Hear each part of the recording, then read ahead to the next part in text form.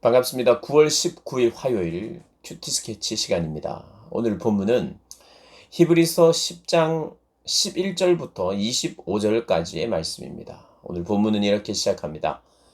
제사장마다 매일 서서 섬기며 자주 같은 제사를 드리되 이 제사는 언제나 죄를 없게 하지 못하거니와 오직 그리스도는 죄를 위하여 한 영원한 제사를 드리시고 하나님 우편에 앉으사 그 후에 자기 원수들을 자기 발등상이 되게 하실 때까지 기다리시나니 그가 거룩하게 된 자들을 한 번의 제사로 영원히 온전하게 하셨느니라.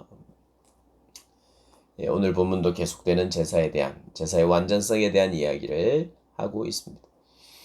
우리가 지금 신약 시대에 특별히 예수 그리스도로 말미암아 이 구원에 이르게 된 것은 철저히 하나님의 선물이죠. 은혜죠. 그래서 하나님의 은혜입니다. 우리의 외부적인 우리 내부적인 내 안에서 어떤 근거가 있어서 하나님께 구원받을 만한 어떤 모양이나 모습이나 생각이나 지속된 어떤 정성이나 이런 것이 있어서가 아니라 철저히 외부에서 그냥 주어진 우리의 어떠함 때문이 아니라 그냥 외부에서 주어진 것을 받는 것이 은혜입니다. 예수님이 그렇게 하셨어요. 우리와 상관없이 주셨는데 심지어는 우리가 주님을 저주할 그때 주님을 죄악 가운데 원수 되었을 때 오히려 외부에서 주님으로부터 주어진 것이 은혜죠. 은혜예요. 은혜. 은혜는 은혜를 받았습니다 하는 사람은 정말 겸손해집니다. 은혜를 받았습니다 하는 사람은요. 죄에 대해서 무감각해지지 않아요. 하나님의 은혜를 받았는데 내가 이제 은혜를 받았으니까 내가 또 죄 짓고 또 은혜를 받아서 또 용서를 받고 또 죄를 밥 먹듯이 행하고 또 용서를 받고 은혜니까 절대로 그럴 수 없고 굉장히 죄에 대해서 민감해집니다. 은혜 받은 사람은. 무감각해지고 어차피 하나님의 은혜인데 이거는 하나님의 은혜를 모르는 사람이고요. 하나님의 은혜를 받은 사람은 굉장히 민감해집니다. 죄에 대해서. 무감각해지지 않는다는 거 반드시 기억하셔야 돼요. 기독교는 자꾸 은혜를 너무 강조하다 보니까 사람들이 너무 무감각해진 것 같아요. 선한 행실도 잘 없는 것 같고 자꾸 은혜만 받았다 그러고 용서해준다 그러고 합리화시키는 것 같아요. 그런 모습을 보이는 것은 사실은 가짜 그리스도입니다. 진짜 그리스도인은 하나님의 은혜를 받으면 은혜 받은 자답게 합당한 삶을 살아가는데 어떤 삶을 살아가느냐? 선하고 아름다운 삶을 살아갑니다. 겸손이 그의 특징이 되고요. 섬김이 그의 특징이 됩니다. 눈빛이 달라지고 말투가 달라지고 행동이 달라집니다. 선한 행실에 대한 증거가 뚜렷해지는 사람. 그러니까 은혜를 우리가 남발하면 안 돼요. 하나님이 이렇게 우리에게 예수 그리스도의 단번의 제사, 영원한 제사, 완전한 제사로 말미암아 우리가 구원을 얻었다면 그 얻은 사람은 어떻게 되는가? 용서를 받은 사람은 어떻게 되는가? 다른 이들도 용서하는 사람이 돼요. 그러니 은혜의 교리, 그리스도가 우리를 대신해서 드려준 제사, 이제 한 번에 이루어진 제사, 더 이상 제사 의식을 반복할 필요 없는 것, 우리를 편하게 해줘 준 것, 한 번만 이제 됐으니까 예전에는 짐승의 피를 계속해서 짐승을 죽이고 이래야 되는데 우리가 이제는 간편해졌고 동물을 죽이는 일도 없어지고 너무 예전에 동물을 많이 죽였으니 좀 야만적이다. 그것도 없어지고 동물도 사랑하게 되고 우리도 좀 편해지고 주님도 좀 편해지고 이런 게 아닙니다.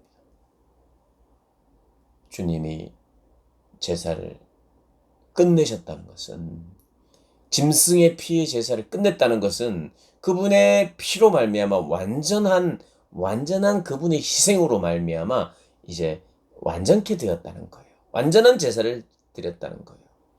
우리의 형편이나 조건에 근거하지 않았다는 거예요. 그분으로부터 모든 것이 출발했고 과정을 거쳤고 그분이 결론 내리신 거예요. 우리하고 타협하거나 우리하고 대화하거나 우리하고 협력하거나 이런 게 아니라 그분이 그 일이 저희들에게 적용되는 것입니다. 그러고 나서 제가 금방 말씀드렸듯이 이런 놀라운 제사가 있다. 그냥 주어진 은혜다. 예수 때문이다. 이렇게 이야기하고 나서 19절에 그러므로 이제 앞으로는 우리는 죄를 위하여 다시 제사를 드릴 필요 없다. 짐승의 제사를 드릴 필요 없어요. 다시는 그런 제사를 드릴 필요가 없다. 영원히 마침이 되신 그분으로 말미암아 우리는 더 이상 제사가 필요 없다. 그렇게 이야기를 하고 은혜를 남발하거나 은혜를 핑계로 엉뚱한 삶을 살거나 그리고 그런 은혜를 받으면 저절로 선하게 사라진다를 말하지 않고 오늘 19절에 보면 그러므로 형제들아 우리가 예수의 피를 힘입어 성소에 들어갈 담력을 얻었나니 그 길은 우리를 위하여 시장 가운데로 열어놓으신 새로운 산길이요 살 길이요 휘장은 곧 그의 육체니라. 또 하나님의 집 다스리는 큰 제사장이 계심에 우리가 마음의 뿌림을 받아 악한 양심으로부터 벗어나고 몸은 맑은 물로 씻음을 받았으니 참 마음과 온전한 믿음으로 하나님께 나아가자. 이 믿음으로 나아가자는 거예요. 담력을 얻어서. 또 23절에 또 약속하신 이는 믿으시니 우리가 믿는 도리에 소망을 움직이지 말며 굳게 잡고 은혜를 받았는데 그 은혜 그리고 그 믿음을 굳게 잡고 또 24절 서로 돌아보아. 믿음이 확고하고 하는 붙들었는데 혼자 믿음 생활하는 것이 아니라 24절에 서로 돌아보아 사랑과 선행을. 자, 은혜 받은 자들이 무엇을 한다고요? 사랑하는 삶과 선행을 베푸는 삶을 살아요. 그렇게 사는 것을 서로 격려하라는 거예요. 너 잘하고 있다.